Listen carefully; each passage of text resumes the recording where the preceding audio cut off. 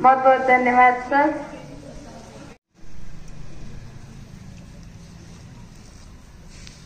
विद्येची देवता सरस्वती माता, या विद्यालयाचे मुख्याध्यापक गांधे सर, इतर सर्व शिक्षक शिक्षिका, कर्मचारी बंधू आणि विद्यार्थी मित्रांनो, थोडी शांत राहा. मी जास्त बोलणार नाही कारण तुम्हाला त्रास होत आहे, उन्हाचा त्रास आहे. आता तुम्ही सावलीत बसलाय, मी उन्हात आहे आणि मला 5 मिनिटं उशीर झाला, मीच माझी पनिशमेंट. ठीक आहे, तर सावलीत बसल्यास त्रास होत नाही. थोडं शांततेनं एकांत बरं होईल. त्यांना कोणाची इच्छा नसेल तर वर्गात जाऊ शकता. एखाद जण मला वाटायचं नाही असं आहे का कोणी? त्याला वाटते का बा इथं मला त्रास होत आहे, मला वर्गात जाऊ बसायचं, त्याचा आमची परवानगी आहे. पुन्हा ना मग ताट बसा, रिलॅक्स व्हा, इकडे तिकडे याच्या त्याच्याकडे पाहून हसू नका. मी काय सांगतो ते मोठ्या गोष्टी सांगणे ते ऐकून घ्या. तर विद्यार्थी मित्रांनो, तुम्ही एका महत्वाच्या उंबरठ्यावर उभे आहात. 8वी 9वी 10वी आणि 10वीच्या पुढे खाली जीवनाची सुरुवात होणार आहे. लहान मुलगा जन्माला येतो, काही कळत नाही त्याला, पण तो सर्व गुण संपन्न असतो. लहान मुलगा जन्माला येतो, तो शुद्ध असतो, पवित्र असतो. पण मग जसं जसं तुमचं बालपण सुरू होतंय तसं विकार त्याच्यावरती क्रिया करायला लागतात. म्हणजे तुम्ही आम्ही आता सध्या अगदी विकारी आहोत असं नाही, पण तो शुद्ध बालक जन्माला आलेला पुढे पुढे त्याची वाढ होऊन परिस्थितीचा, आजूबाजूच्या लोकांचा, पर्यावरणाचा त्याच्यावर आघात होतो आणि तो तसा बदलत जातो. प्रत्येकाला तुम्ही माझ्यासमोर बसलेले आहात, सगळ्या शाळेतील, अशा बाकीच्या शाळेतील विद्यार्थ्यांना, तुमच्या वयाच्या विद्यार्थ्यांना प्रत्येकाला एक वाटतं मी मोठा झालो पाहिजे. वाटतं ना? वाटतं का? बोलत चला, मोठा झाला पाहिजे. कसा मोठा झाला पाहिजे? वयानं मोठा, उंचीने मोठा, अजून पुन्हा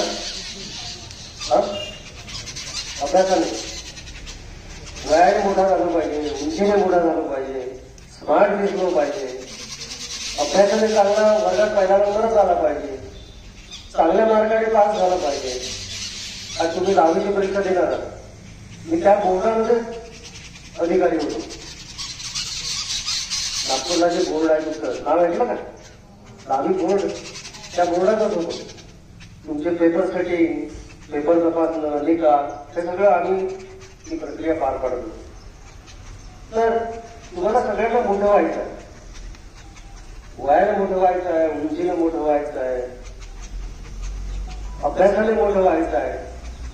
मग चांगलं मोठं होऊन काय करायचं? प्रत्येकाची एक अपेक्षा असते. प्रत्येकाला असं वाटतंय मी मोठा झाल्यानंतर चांगला शिकलो पाहिजे, चांगली नोकरी मिळाली पाहिजे, मोठ्या पगारावर काम केलं पाहिजे आणि मी सुखी झालो पाहिजे. वाटतं सगळ्यांना? कोणाला वाटत नाही? आहे का कोणी असं? नाही. तर सगळ्यांच्या मनामध्ये आहे मी मोठा झालो पाहिजे, चांगलं शिकलो पाहिजे, चांगलं शिकून चांगल्या पगाराची नोकरी मिळाली पाहिजे आणि मी सुखी झालो पाहिजे. तर मित्रांनो, हे सहज मिळेल का? असं सहज मिळेल का? अभ्यास केला, सगळं केलं. रोज येतो मी शाळेत, 11 ते 5 बसतो, अभ्यास करतो. सरांनी आता एक उपक्रम घेऊन घेत आहेत ते स्पर्धा परीक्षेकरता. आलो नुसता बसतो, जे सांगितलं ते लिहून घेतलं, घरी गेलो, दप्तर ठेवलं, पुन्हा दुसऱ्या दिवशी आलो. असं सहज होईल का? मग काय करायला पाहिजे? अभ्यास करायला पाहिजे. अजून तुला आपसात बोलू नका, मला दिसलं तर मी करायचं थोडा मारेल करतो. ज्याची इच्छा नसेल आताच उठून जा. ज्याची कोणाची मनातून इच्छा नसेल तर उठून जा कुठं. पण बोलू नका, मी जास्त वेळ बोलणार नाही.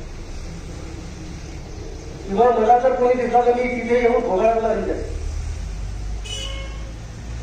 तर प्रत्येकाला मोठं व्हायचं आहे, त्याच्याकरता अभ्यास करावा लागेल. अजून बोलत चला मुली चांगल्या आहे, बोला तुम्ही. अजून काय करावं लागेल? वाचन करावं लागेल. करेक्ट. अजून तर एक शब्द नेहमीच माहिती आपल्याला प्रयत्न करावा लागेल. बरोबर आहे? योग्य दिशेने सरांच्या मार्गदर्शनाखाली प्रयत्न करावा लागेल.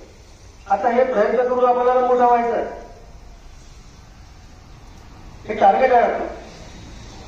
पण हे सगळं सहज नाहीये, शक्य नाहीये, सहज शक्य नाही. पण त्यासाठी एक उद्दिष्ट ठेवून आपल्याला भरपूर प्रयत्न केला पाहिजे. अभ्यास करून मोठं व्हायचं आहे, परीक्षा द्यायची आहे, पास व्हायचं आहे, मोठी नोकरी मिळवायची आहे, सगळं ठीक आहे. मग त्याच्यासाठी सगळ्यात पहिली गोष्ट फिजिकल फिटनेस. मी शारीरिकदृष्ट्या स्ट्रॉंग राहिलो पाहिजे. बरोबर आहे? बरोबर आहे की नाही? मग काय काय करता तुम्ही? शारीरिकदृष्ट्या मी स्ट्रॉंग राहिलो पाहिजे तरी काय करता? तुम्हाला सर्व लोक सांगतात शनिवारच्या दिवशी पिटी होते, असं होते माहिती. आता कोरोनाचा काळ होता, सगळं विस्कळीत झालेलं आहे. तर आपलं शरीर व्यक्ती उत्तम राहिले पाहिजे. आपण फिजिकली फिट राहू, विकनेस असेल, डोळ्याला बरोबर दिसत नसेल, पाठीचा कणा दुखत असेल, हाताचे बोटं दुखत असतील. आताच्या पोरांना जे तुमच्या वयाचे पोर आहेत, तुमच्यापेक्षा लहान आहेत, बोटं दुखतात, दिसायला त्रास होतो, पाठीचा मणका दुखतो, डोळ्याला लहानपणी चष्मा लागतो, अभ्यास करताना त्रास होतो, बसता येत नाही, पायाचे गुडघे दुखतात, लवकर कमी वयामध्ये डोळे त्यांचे हे येते, बहिरेपण येतो. तर ह्या सगळ्या गोष्टी आहेत, कारण तुमचा योग्य त्या पद्धतीने फिटनेस नाही आहे. आपली शारीरिक दृष्ट्याने आपल्याला फिट व्हायला पाहिजे. तर पहिली गोष्ट लक्षात ठेवा, मला शारीरिक दृष्ट्या फिट राहायचं आहे, तंदुरुस्त राहायचं आहे. याच्याकरता मला काय काय करायला पाहिजे. लक्षात आलं? लक्षात आलं? लक्षात आलं की? तर शारीरिक दृष्ट्या मला फिट राहायचं आहे. जर यशाच्या पायरीवर जायचं आहे, पुढे जायचं आहे, मोठं व्हायचं आहे, अभ्यास करून सगळे प्रयत्न करतोय, त्याच्यासोबत मला शारीरिकदृष्ट्या फिट राहणं आवश्यक आहे. किती चुकीच्या पद्धतीने बसल्यात तुम्ही. असंच बसतो आपण नेहमी. मग पाठीचं आता किती लोकांची पेशंट घरी तुमच्या आई वडील ऐकता तुम्ही, पाठीच्या मणक्यात दुखते, कमरेत त्रास होतो, गुडघे दुखतात. चुकीच्या पद्धती अवलंबल्या. कुठे बसताना कसं बसलं पाहिजे, उभं होताना कसा उभं झाला पाहिजे, हे सगळे नियम आहेत. हे सगळं सांगतात मोठे लोक, पण आपण मजाकडे येतो, लक्ष देत नाही. आणि क्या होता देखा जाएगा असं म्हणत असतो. पण कोरोनाच्या काळात सर्वांना शिकवून दिलं. कोरोना माहित आहे ना आजार, कोरोना संसर्ग जिथे झाला, मागचे 2 वर्ष 1.5 वर्ष शाळा बंद होत्या, करोडोपती अब्जोपती होते लोक, पैसा होता, काही करू शकले नाही. या महामारीच्या समोर कोणाचा टिकाव लागला नाही. असेल पैसा, करोडो अब्जो, मोठ्या महान माऱ्या, गाड्या, बंगला सगळं होतं, पण कोणी सांभाळू शकलं नाही. तर तुम्हाला पहिली गोष्ट मी सांगेन, आपल्या तिकडे जायसाठी, मोठं व्हायसाठी मला माझं तंदुरुस्त राहणं आवश्यक आहे, माझं फिजिकली फिट मी राहायला आवश्यक आहे. दुसरी गोष्ट, त्याच्यासोबतच मला मेंटली फिट राहावं लागेल. हा कोणता शब्द आपला ऐकलं मला, मेंटली फिटनेस ऐकला का शब्द हा? मानसिकरित्या तंदुरुस्त राहायला पाहिजे. मग मानसिकरित्या तंदुरुस्त हा तेवढाच महत्वाचा फॅक्टर आहे. मानसशास्त्रज्ञ पहिले लोकांच्या डोक्यामध्ये थोडा फरक पडला, त्याला झोप येत नसेल, तो वेगळे विचार करत असेल, काम करत नसेल, त्यांना मानसिक रोग तज्ञाकडे जायचे. पण ते जनरली आजार 40 नंतर पाहिजे. आता बाल मानसशास्त्र हे लहान मुलांचे मानसिक रोग तज्ञ वाढले आहेत. लहान मुलांच्या मानसिक आजाराकरता अनेक डॉक्टर आता ते वाढलेले आहेत. माझं बोलतो ते समजतं, मी बोलतो ते समजतं ना. तर हे लहान मुलांमध्ये अशा प्रकारे मानसिक आजार काय येतो आहे, त्याला सुद्धा अनेक कारण आहेत. तर फिजिकल फिटनेसने सांगितलं तंदुरुस्त राहायला पाहिजे. शारीरिक दृष्ट्यांनी कसं तंदुरुस्त याचा विचार करायचा आहे ते तुम्ही चांगलं घरी जाऊन चिंतन करा. मी मग काय त्याच्यासाठी शारीरिक दृष्ट्या तंदुरुस्त राहण्यासाठी सकाळी उठलं पाहिजे, पहाटेला धावलं पाहिजे, थोडा व्यायाम केला पाहिजे, प्राणायाम केला पाहिजे, ओंकार जप केला पाहिजे, काय काय केलं पाहिजे तुम्ही सरांशी बोलून चर्चा करा. नंतर मी आता सांगितलं मेंटल फिटनेस. मग मानसिकरित्या मी तंदुरुस्त राहण्यासाठी काय केलं पाहिजे, तर हा महत्वाचा फॅक्टर आहे तुमच्यासाठी. तर आता जे तुम्ही जाऊन राहिले ही पिढी जे आता हायस्कूल विभागात पोरं शिकतात आहे, जे 9वी ते 10वी 12वी पर्यंत पोरं शिकतात आहे, ते या आजारामधून जात आहेत, मानसिक रोगातून ते अफेक्टेड आहे. तर तुम्ही ते मानसिक बॅलन्स, मेंटल अवेअरनेस त्यासाठी तंदुरुस्त राहण्यासाठी मला काय केलं पाहिजे, तुम्हाला काय केलं पाहिजे. तर इंग्लिशमध्ये what we read, listen and watch. मी काय पाहतो आजूबाजूला, निसर्गात, शाळेत, रस्त्याने काय बघतो, कोणत्या गोष्टी वाचन करतो आणि कोणत्या गोष्टी ऐकतो. बरोबर आहे. सगळं चांगलं चांगलं ऐकतो का नाही. सगळ्या चांगल्याच गोष्टी वाचण्यात जातात का, असतात सगळ्या चांगल्या गोष्टी, पण आपण ते वाचून त्या पद्धतीने करत नाही, आपली दृष्टी तशी नसते. मग मी काय पाहतो, काय वाचतो, काय ऐकतो याला खूप महत्व. तरी मोबाईल पाहिला सगळे येणं कल्पना आहे. मोबाईल कारण तुम्ही मागच्या वर्षी काय करून जगात मोबाईलवर शिकले. मोबाईल चार्ज करावा लागतो माहिती आहे का. काय करावं ते चार्ज करणं म्हणजे त्या इलेक्ट्रिक सॉकेटमध्ये पिन लावून त्याला ते टोचून दिला की तो पॉवर घेत असतो. इलेक्ट्रिसिटी तिथले तो घेऊन आपला त्या बॅटरी चार्जिंग होत असते. बरोबर आहे. रोज करतो, करावा लागतो. मोबाईल चार्ज नाही केला तर तो चालणार नाही दुसरं. तशी आपली बॅटरी रोज चार्ज करावं लागते. करतो का आपण, आणि मग दोष देतो. हे असा आहे, तो तसा आहे, तो हुशार आहे, तो ठेंगणा आहे, तो काळा आहे, तो गोरा आहे, असा आपण विचार करतो. मग आपली बॅटरी चार्ज करायसाठी काय करावं लागेल हेच मी सांगितलं. आता काय मी ऐकतो, काय पाहतो आणि काय मी वाचतो. तर चांगलं वाचलं पाहिजे, चांगलं ऐकलं पाहिजे, जे तुम्हाला पटत नाही ते सोडून दिलं पाहिजे, आणि चांगल्या गोष्टी आपल्या तोंडातून वाणीतून बोललं पाहिजे. तर अशा प्रकारे त्या चांगल्या गोष्टी जर आपण केल्या, चांगलं ऐकणं, वाचणं, पाहणं, लिहिणं, चांगल्या लोकांशी संपर्क ठेवणं, हे जर आपण करत राहिलो तर याच्यामुळं आपली बॅटरी चार्ज होईल. त्याला म्हणतात प्रत्येकामध्ये जसं तो मोबाईलमध्ये जी बॅटरी असते तशी आपल्या शरीरात बॅटरी आहे, ती चार्ज होते. पण ही बॅटरी चार्ज इतक्या सपाट्याने होत नाही, कारण आपल्याजवळ काही विकार आहे. आपल्याजवळ काही विकार आहे. रावणाने पाठवलेले विकार, रावण दहन करतो ना आपण दसऱ्यात, म्हणजे सगळे विकार जाळून टाकला पाहिजे असं आपण म्हणतो. पण ते विकार आपल्या चिटकून आहे, ते सगळ्यात जास्त मित्र आहेत. आपल्या नेहमी ते सदैव जवळ राहण्याचा प्रयत्न करतात. कोणते विकार? राग, रोग, मोह, माया, मत्सर, द्वेष, तिरस्कार, हे सगळे विकार आपल्याला चिटकून राहतात. आणि त्यापेक्षा चांगल्या गोष्टी ऐकणे, वाचणे, पाहणे, लिहिणे याच्यापेक्षा त्या विकाराच्या सोबतीला आपण जाण्याचा प्रयत्न करतो. ते हवी होतात. दोन मित्र असतील, चांगल्या कामाला जात असतील, पण तिसरा एखादा भेटला की तो त्याला अरे काय होतं तिकडे, त्याला आपण तिकडे दुसरा एक वाईट कृत्य करू, अशा वेळेस तो प्रवृत्त होतो. असे विकार आपल्याला आपल्यावर हवी होतात. तर या विकारांमुळे आपली बॅटरी काय होते, डाऊन होते. बरोबर. जशी मोबाईलची बॅटरी, मोबाईल वापरल्यामुळं मोबाईलमध्ये आपण फोन करतो, मेसेज पाठवतो, व्हॉट्सअप, ईमेल, काही तिकीटं बुक करता येते मोबाईलच्या ईमेल या इंटरनेटच्या माध्यमातून अनेक कामं करतो. तशी मोबाईलची बॅटरी कमी होते, तसं की आपली बॅटरी सुद्धा कमी होते. तर आपली बॅटरी चार्ज चांगली राहील, त्याला म्हणतात आंतरिक शक्ती आपली वाढवायसाठी ह्या सगळ्या विकारांना जे मी सांगितलं, लोभ, मोह, माया, मत्सर या विकारांना दूर करणे आणि चांगल्या गोष्टी पाहणे, चांगल्या गोष्टी वाचणे, चांगल्या गोष्टी ऐकणे, चांगल्याची संगत करणे, ह्या जर केल्या तर आपली बॅटरी चार्ज होईल आणि आपली आंतरिक शक्ती वाढेल. त्याच्यामुळे आपण मेंटली फिट राहतो.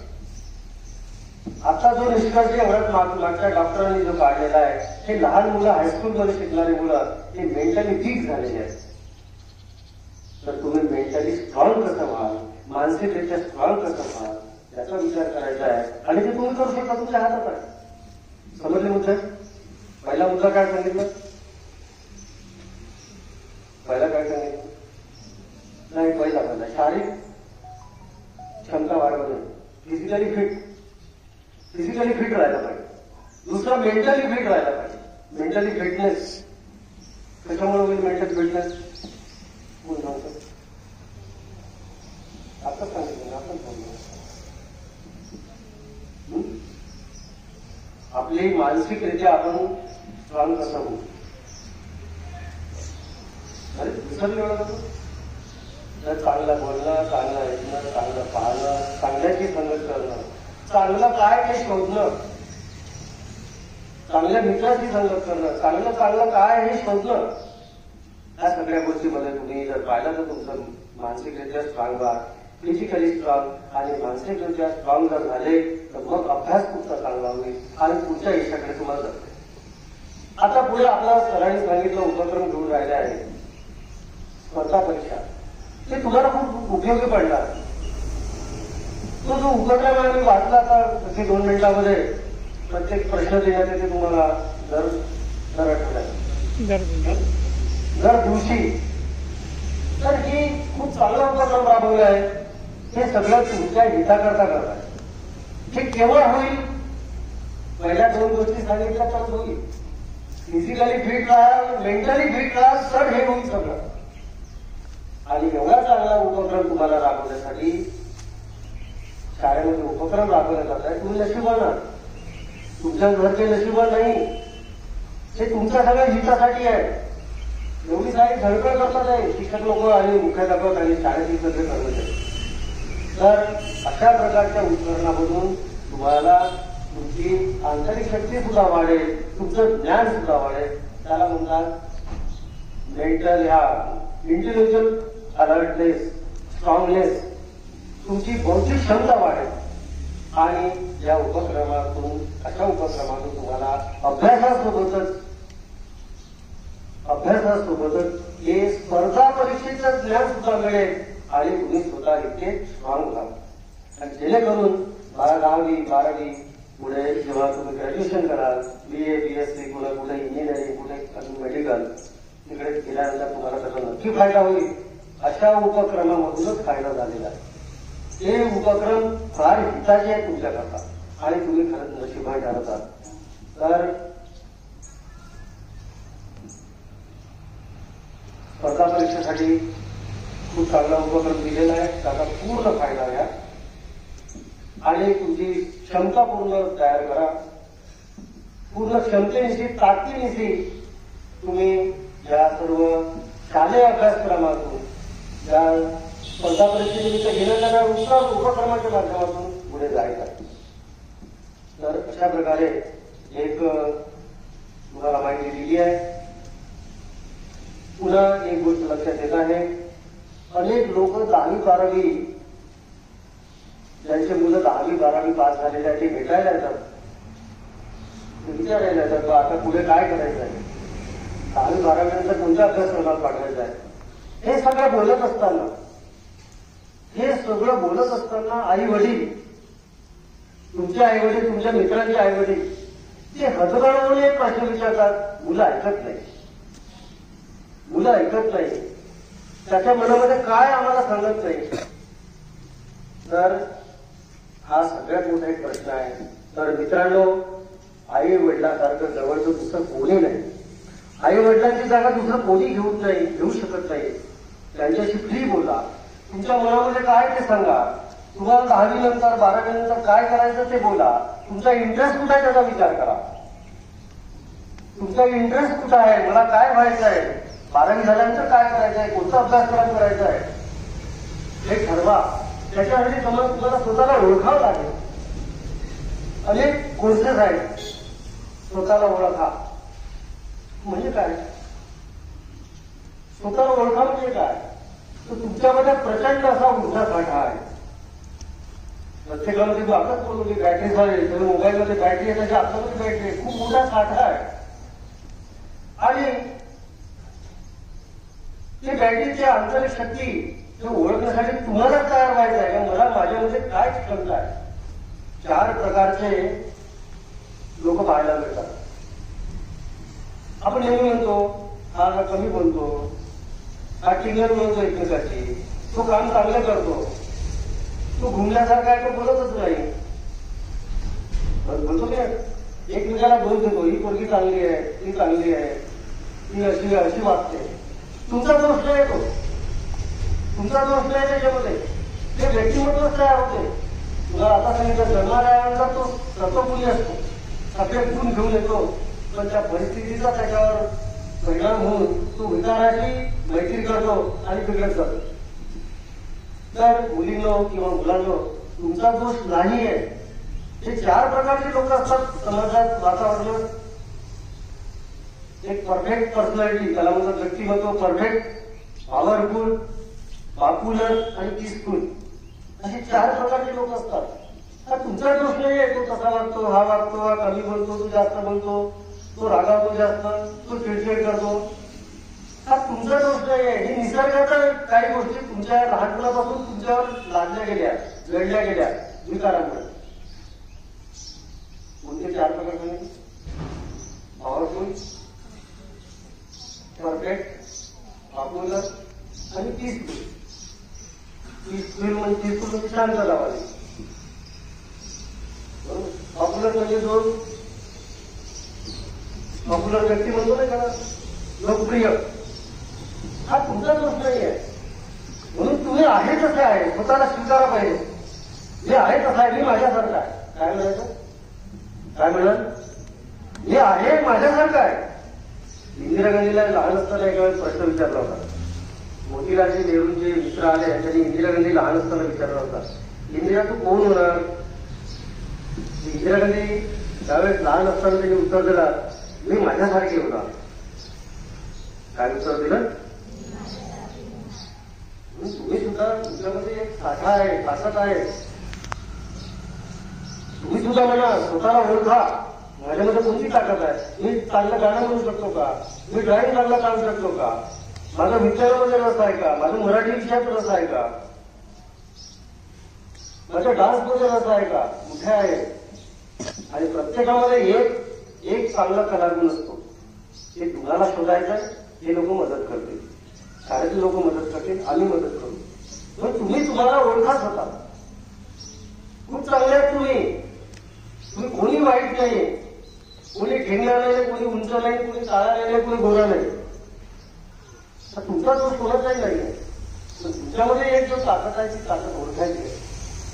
आणि हे जर आपण स्वतःला ओळखलं तर आपले पुढचे जे मार्ग आहेत मोठा होण्याचे, 10वी 12वी ग्रॅज्युएशन, नोकरी, हे सगळं मोठं.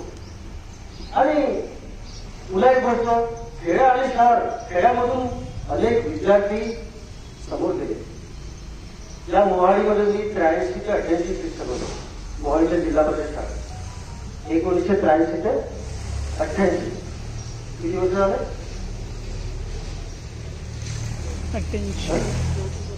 34. हा. मोहनच्या जिल्हा परिषद शाळेमध्ये कन्हाड गावचा एक मुलगा होता, समीर एकने. ऐकलं ना? तुम्हाला ऐकलं ना? विचारायचं एकमेकाला.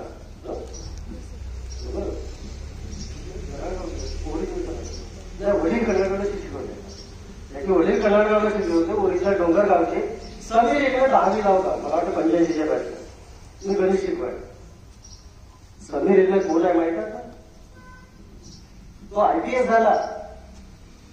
पोलीस सुपरिटेंडेंट, म्हणजे जिल्ह्याचा जो पोलीस SP पोलीस सुपरिटेंडेंट झाला. त्याच्यानंतर तो इन्स्पेक्टर जनरल IG ला आहे सध्या. एका राज्याचा प्रमुख आहे. एका राज्याचा पोलीस डिपार्टमेंटचा प्रमुख इन्स्पेक्टर जनरल. समीर इंगळे डोंगरगावच्या खेड्यातून जन्मला. 10वी मोहाडीच्या शाळेतून पास झाला. आज तो छत्तीसगड पूर्ण राज्याचा इन्स्पेक्टर जनरल आहे. कोण म्हणतो खेड्यातल्या कोण समोर जाणार नाही. तुमच्यात पुष्कळ ताकद आहे. या निसर्गाने भरपूर दिला सगळ्यांना. आमच्या अड्याळसारखा माणूस, अड्याळचं खेळत होता तेव्हा. अड्याळमधून एक गरीब कुटुंबातून जन्मलेला एक डॉक्टर झाला. मुंबईचा JJ हॉस्पिटल प्रख्यात हार्ट डिपार्टमेंटचा, हृदयरोगाचा डिपार्टमेंटचा हेड नंतर डीन झाला. खेळत नको.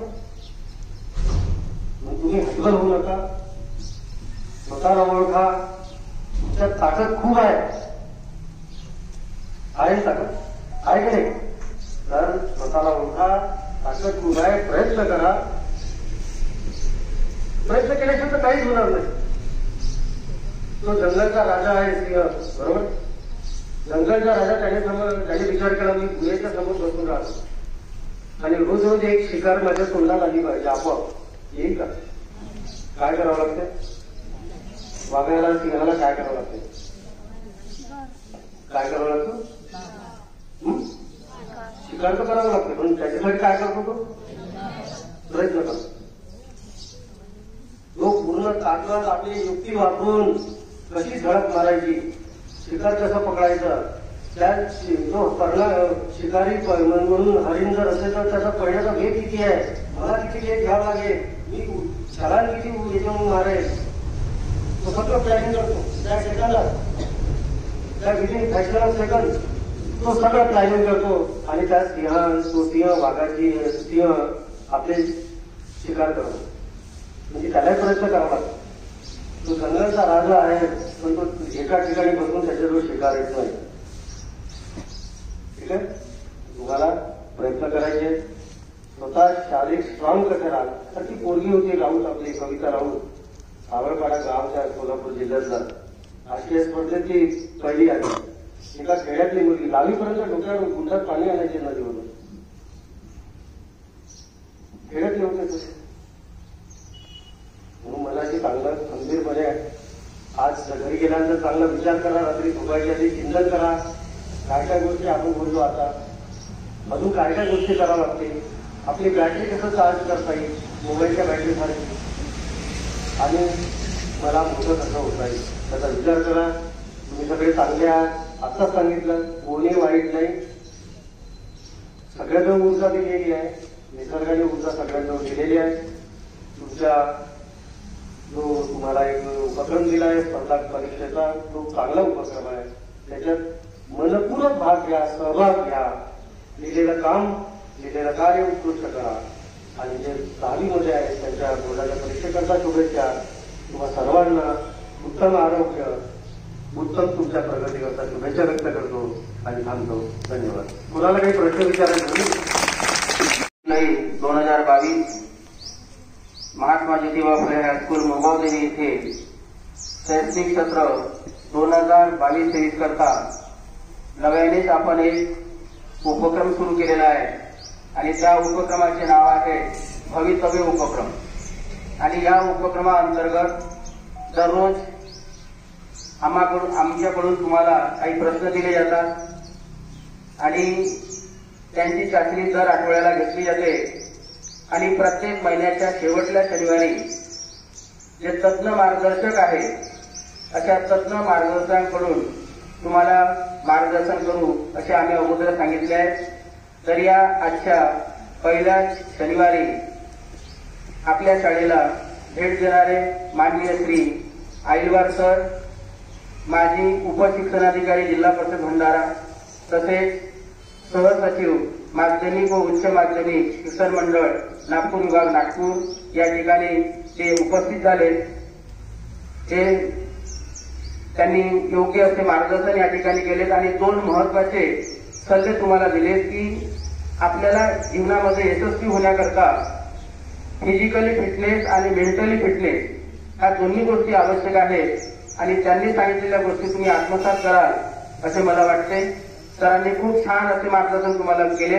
मी सरांचे माझ्या शाळेच्या वतीने अभिनंदन करतो, आभार मानतो. तसेच या कार्यक्रमाला ज्यांनी पुढे नेण्याकरता आणि गती देण्याकरता जो उपक्रम हाती घेतलेला आहे ते आपल्या शाळेचे मुख्याध्यापक माननीय श्री वांते सर यांचे सुद्धा मी या ठिकाणी आभार मानतो. सर्व शिक्षकांचे आभार मानतो, सर्व कर्मचाऱ्यांचे आभार मानतो आणि तुम्ही सर्वांनी सरांचे म्हणणे काळजीपूर्वक ऐकून घेतले आणि भविष्यामध्ये त्यांनी सांगितलेल्या गोष्टी आत्मसात कराल अशी अपेक्षा ठेवतो आणि मी तुमचे सुद्धा आभार मानतो आणि हा कार्यक्रम इथेच संपला असे मी जाहीर करतो. जय हिंद. म्हणजे रोजचा खर्च किती? 2100 रुपये. तर सरकारी दवाखान्यात असेल तर फ्री होतं. तुमच्याकडे कोणी गेलं तर हॉस्पिटल नाही. जे गेले त्या हॉस्पिटलमध्ये त्यांची आकृती जर ऐकली तर अंगावर काटे येतात. 2 मिनिटं शांत राहा फक्त.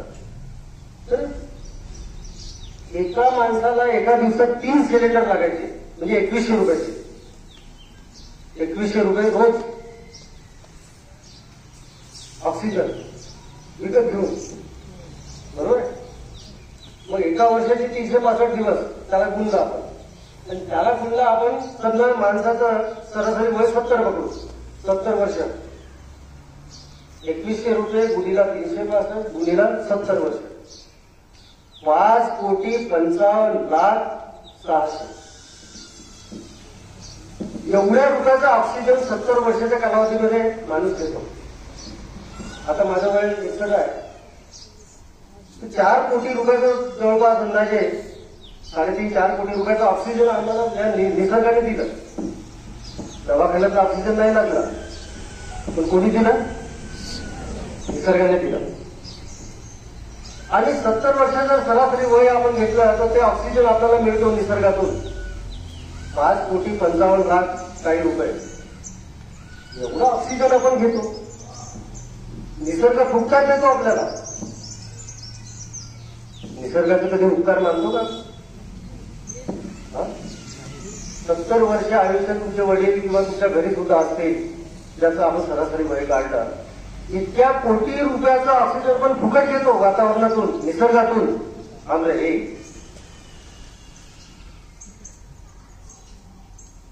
बरोबर आहे. मग कुणाला धन्यवाद द्यायला पाहिजे? निसर्गाला. निसर्गात कोण आहे? जे झाडं आहे. त्या झाडाच्या माध्यमातून ऑक्सिजन आपण घेतो, बरोबर आहे. तर सध्याची परिस्थिती अशी आहे, आपल्या भारतात प्रति व्यक्ती 25 झाडाचा टार्गेट येतो. एका व्यक्तीच्या मागे 25 झाडे. अमेरिकेमध्ये एका माणसाच्या मागे 12,000 झाडे आहेत. कॅनडामध्ये एका माणसाच्या मागे 7,000 झाडे आहेत. तर मित्रांनो, हे पर्यावरण शुद्ध ठेवायचं असेल, निसर्गाला शुद्ध ठेवायचं असेल तर आपल्या झाडाशी मैत्री करावं लागेल. आपल्याला एका माणसाच्या वाट्याला आले 25 झाडं आहेत आणि 1 टन कागद.